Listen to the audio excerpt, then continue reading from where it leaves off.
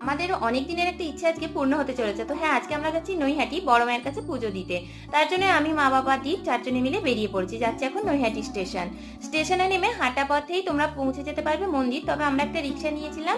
ওতে করে ২ থেকে ৩ মিনিটের মধ্যে আমরা পৌঁছে গেছি বড় মায়ের মন্দিরের সামনে। মন্দিরের সামনে এসে মনটা কিন্তু বেশ শান্তি লাগছিল। তো এখন একটা ডালি কিনে নিয়েছি আর এখন যাব ভেতরে।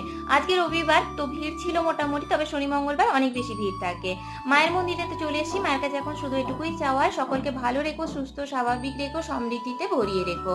বড় মায়ের মূর্তিটা দেখে কিন্তু চোখ জুড়িয়ে গেল। মন যতই খারাপ থাকুক ভালো হতে বাধ্য। হয়তো সেজন্যই বলে ধর্ম হোক যার যার, বড় মা কিন্তু সকলের।